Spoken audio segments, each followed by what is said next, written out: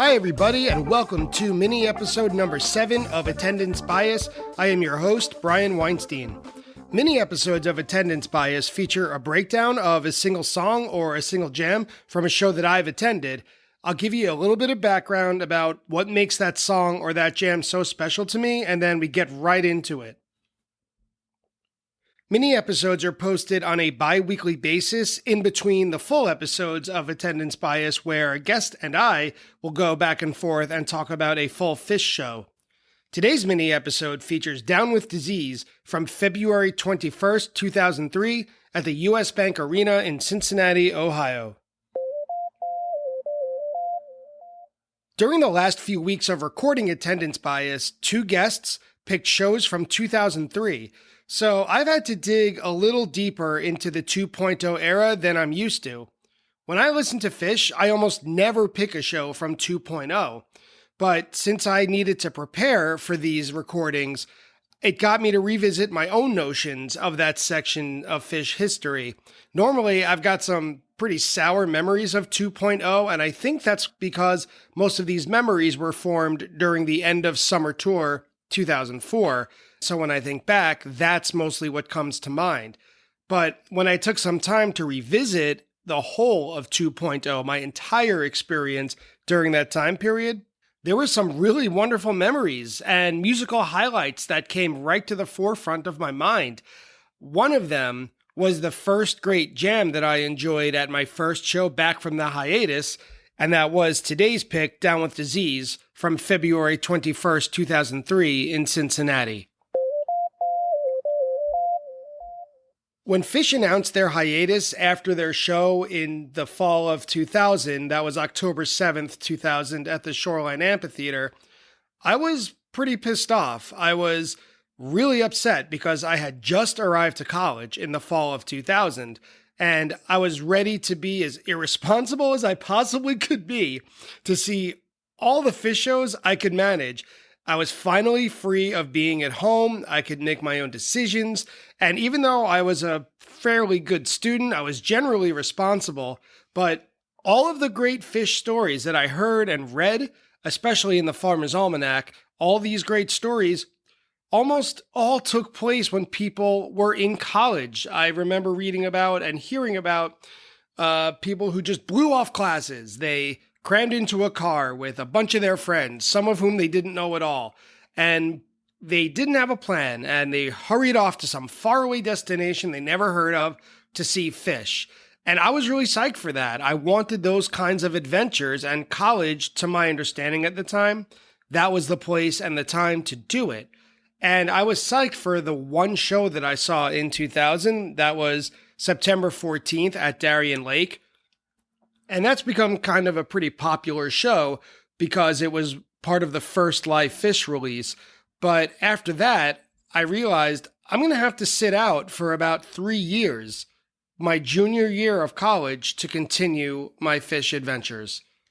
Of course, the band eventually announced their return from the hiatus with that now legendary New Year's Eve show at Madison Square Garden and a couple of shows after that at Hampton. And I was ecstatic when they announced it for obvious reasons, and along with thousands of other fans, I submitted my online ticket request to get tickets for that New Year's Eve show. And thinking about it now, just to stick on this for a second, online ticket requests? That was really new, that was fancy, and like thousands of other fans, my request was rejected. It was my first "we regret to inform you" email. The start of an era. And I was bummed about not getting tickets, but I didn't take it too seriously because there was a full February tour that was scheduled right after that New Year's Eve show. And looking over the tour itinerary, my college roommate and I circled the 2 shows in Cincinnati. Looking back in retrospect, knowing what I know now, I really should have chosen to go to that show at the Nassau Coliseum on February 28th. All things considered, it would have been a more practical choice because I was from Long Island, I had done that drive and those flights back and forth all the time, and I knew a million people who would have been going to that show, so finding a ticket wouldn't be that difficult. But I was antsy, and the Cincinnati shows were almost a full week sooner. We put in for our tickets in Cincinnati, and we were all set to go, except I did not get a ticket for night 2. And thinking back to 2003 as a sign of the times, not only was it the first full tour with an online ticket request, but the way I got a ticket for night 2, I think I bought it on eBay.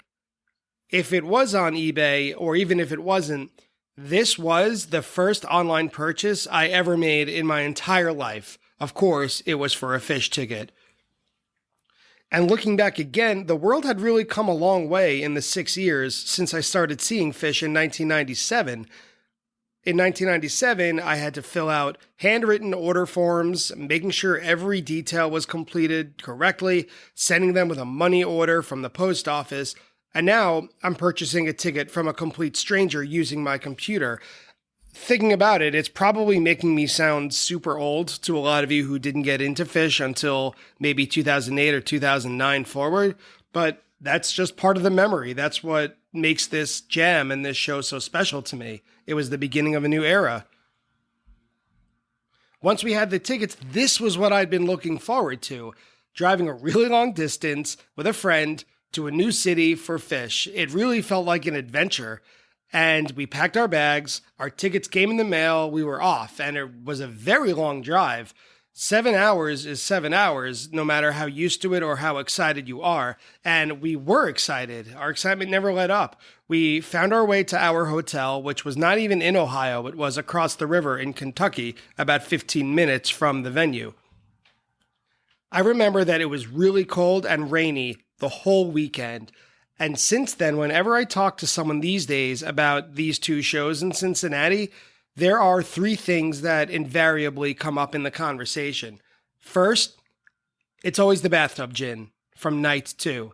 And if you haven't heard this bathtub gin from February 22nd, 2003, do yourself a favor, pause this podcast, go on Live Phish or go to phish.in and check out the bathtub gin from set 2. Unbelievable stuff. But anyway, that's the first thing that everyone always brings up with these Cincinnati shows. Second, it's always part of the story that someone pulled the fire alarm in the middle of the night at the hotel next to the venue. We weren't staying there, but apparently everyone else who went to the show did. And finally, the third thing that everyone brings up always, the cold rain and sleet and snow all weekend. So as a result of this really poor weather, we didn't spend too much time in the lot. And, we're from Buffalo, so we were leaving freezing cold weather, and it wasn't as much fun to be outside during it, even in a new city, to see Phish. So we barely took one lap around Shakedown, and we headed right into the venue. We had seats on the second level of the arena, mic side, and there was an extremely energetic opening duo of Wilson and Frankenstein. And then the third song of set number 1 of the first show, they kicked into my first jam of 2.0, Down with Disease. This Down with Disease has a standard opening, but to me at the time and now listening back, the crowd sing-along was louder than usual. I'd heard Down with Disease before, especially at my first show was very notable, but this seemed even more intense than usual. It said to me, Phish is back. Down with disease, roots in my bed, trying to stop these demons that keep dancing in my head.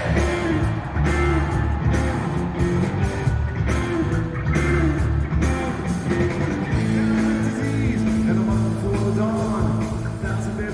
The first part of the jam is what we're used to for Down with Disease. It's a little bit of Trey noodling while the rest of the band keeps it steady underneath.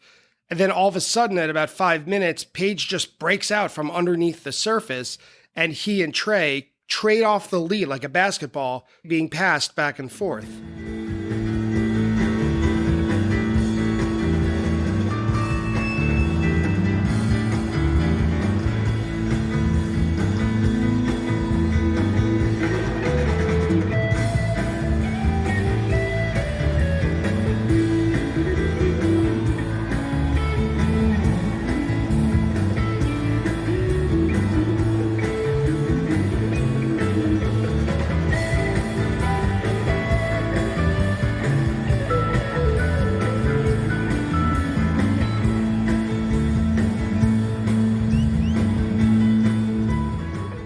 couple of minutes later, they both kind of drop out and Mike is now guiding the music. The rest of the band is, of course, still there, but each one of them is picking their spots and letting the bass step forward and make it happen.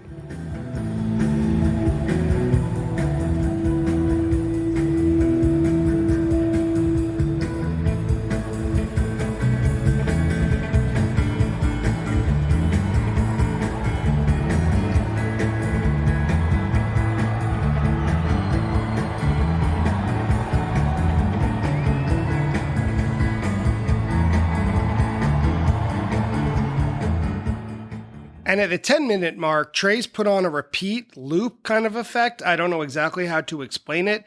He uses the same sort of effect in Heavy Things to repeat that short staccato note over and over again. And now this jam is starting to sound a little more robotic or EDM, maybe. It's just the same note over and over in a rhythmic pattern. The repetitive nature of it brings it away from the melody that was just starting to develop. Soon enough, Page latches on and it becomes almost extraterrestrial.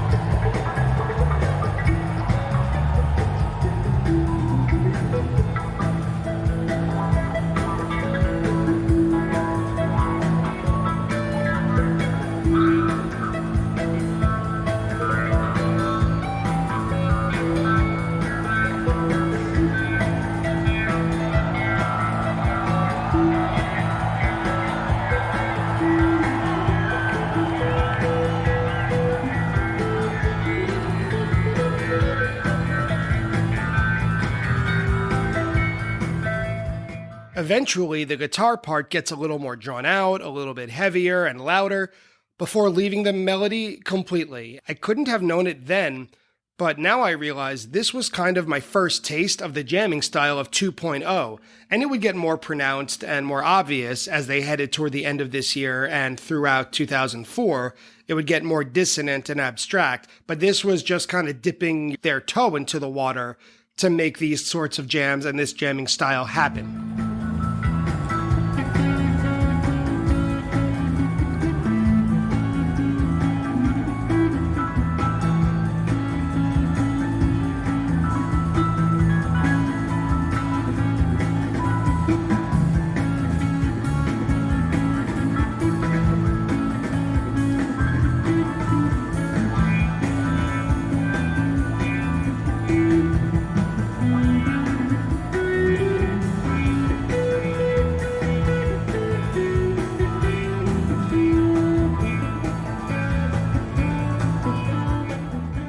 And by the end, they quickly found their way back to Down with Disease, to the coda, and they closed the song with authority.